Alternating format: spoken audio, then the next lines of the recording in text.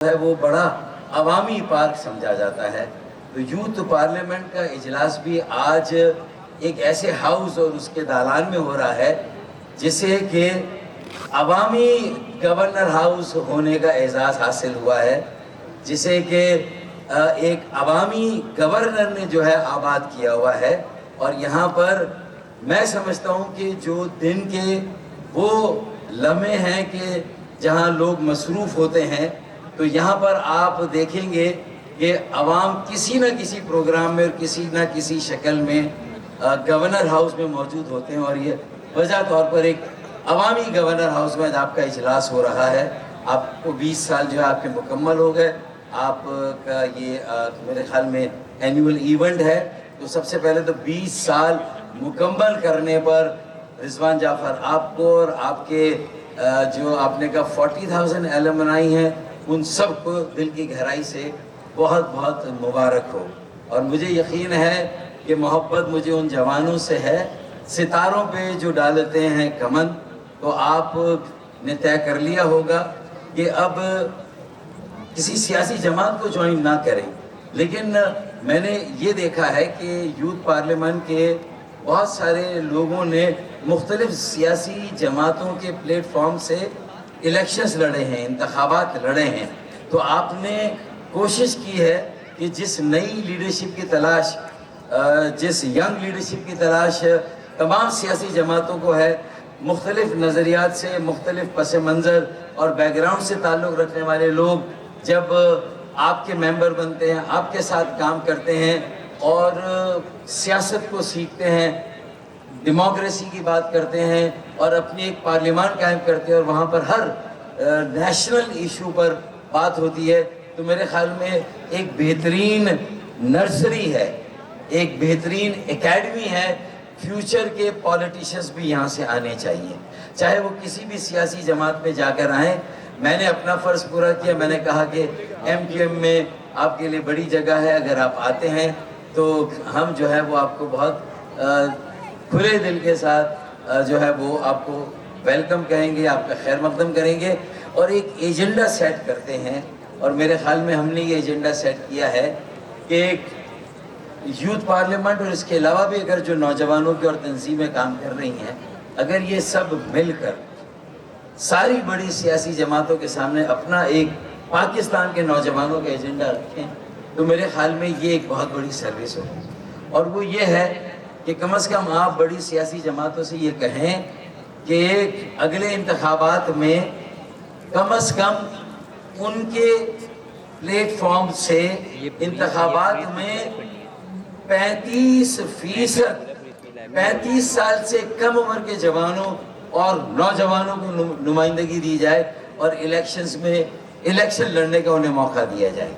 35 سال سے کم عمر کے 35% لوگ اگلے سال اگلے انتخابات میں جو ہیں وہ تمام سیاسی جماعتوں میں نظر آنے چاہیے، تاکہ آپ عوام کو گائیڈ کریں کہ ان جماعتوں کو چوز کریں، ان جماعتوں کے ساتھ کھڑے ہوں جو پاکستان کی اور دنیا کی ضرورت ہے.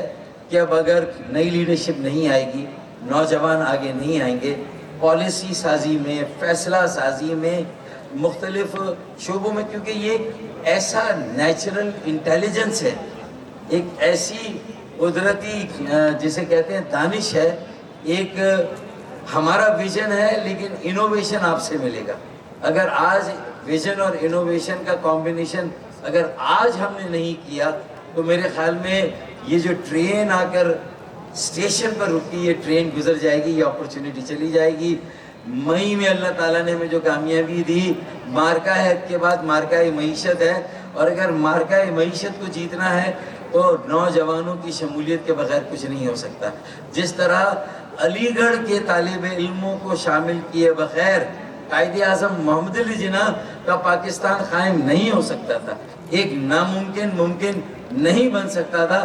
اسی طرح اگر آج جو مارکہ معیشت کے ٹارگیٹس ہیں، اگر انہیں حاصل کرنا ہے، پوری دنیا کے ساتھ پاکستان دوبارہ ریکنیکٹ ہوا ہے، اگر ایک اپرچونٹی آئی ہے اور بہت بڑی اپرچونٹی آئی ہے، اگر اس اپرچونٹی کو کیپٹلائز کرنا ہے، اگر اس اپرچونٹی سے فائدہ اٹھا کر پاکستان کو اپنے پیروں پر کھڑا کرنا ہے تو اگلے انتخابات میں 35% نوجوانوں کی شمولیت اور شرکت ہونی چاہیے، 35%۔ اس میں ہماری بیٹیاں بھی ہونی چاہیے، ہمارے بیٹے بھی ہونے چاہیے، اور اللہ نے چاہا انشاءاللہ تعالیٰ 1.5 سال کے بعد بلدیاتی انتخابات ہے، صرف ہماری یہ دعا نہیں ہونی چاہیے، ہم سب کی کوشش ہونی چاہیے، ہم سب کا زور اس بات پر ہونا چاہیے کہ اگلا میئر بھی، اور اگر میئر بیٹا ہے تو ڈیپٹی میئر ہماری ایک بیٹی ہونی چاہیے، اور اللہ کرے کہ دونوں 35 سال سے کم عمر کے ہوں، اور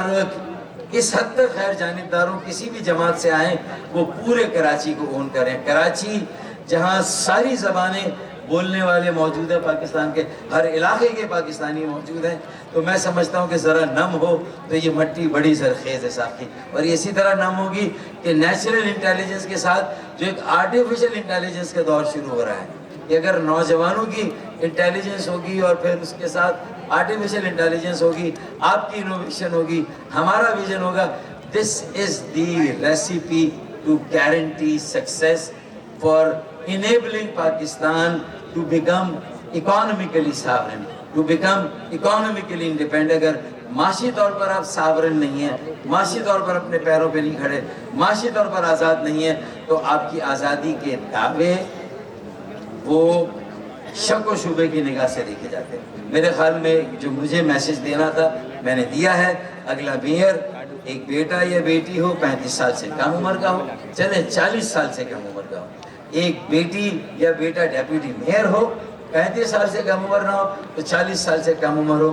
میرے خیال میں ہمیں بہت جلد اپنی پارلیمان، اپنے منتخب ایوانوں میں ان نوجوانوں کو بھیجنا ہے اور ان کی ذمہ داریاں انہیں دینی۔ تو میرے خیال میں یہ میری آپ سے گزارش ہے۔ آخر میں میں کہوں گا کہ ہر طرح کی ڈسکریمنیشن بھی ختم ہونی چاہیے۔ میں 2 اشعار پڑھ کے آپ کے سامنے 2 اشعار پڑھ کے رخصت لوں گا کہ فلک پر کوئی سازش ہو رہی ہے، فلک پر کوئی سازش ہو رہی ہے، سمندر پر ہی بارش ہو رہی ہے، جب بارش کی ضرورت نہیں وہاں بارش ہو رہی ہے، فلک پر کوئی سازش ہو رہی ہے، سمندر پر ہی بارش ہو رہی ہے، ہٹائے جا رہے ہیں کام کے لوگ، نکموں پر نوازش ہو رہی ہے۔ تو میرے خیال میں اگر نوجوان آ جائیں گے تو یہ نکمے بھی فارغ ہو جائیں گے انشاءاللہ تعالیٰ۔ پاکستان زندہ باد۔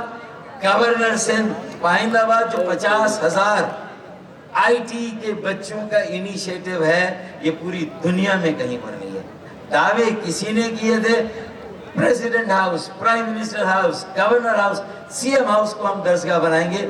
یہ جامعہ علی گڑھ انشاءاللہ تعالی ہم کراچی کو جامعہ علی گڑھ کا درجہ دیں گے، اور یہاں کے نوجوان طلبہ اور طالبات انشاءاللہ تعالی پاکستان کی مستقبل کی قیادت انشاءاللہ تعالی کراچی سے ابھرے گی، اور پاکستان کو پھر ہم 21ویں صدی میں نہیں انشاءاللہ 22ویں صدی میں ہم لے جائیں گے انشاءاللہ تعالی۔ بہت شکریہ۔ کچھ دیر کی خاموشی تھی، لو شور آ گیا، باقی سب کا وقت آیا، یوتھ پارلیمنٹ کا دور آ گیا۔ پاکستان زندہ باد، گورنر سندھ پائندہ باد، یوتھ پارلیمنٹ زندہ باد اور پائندہ باد۔ بہت شکریہ۔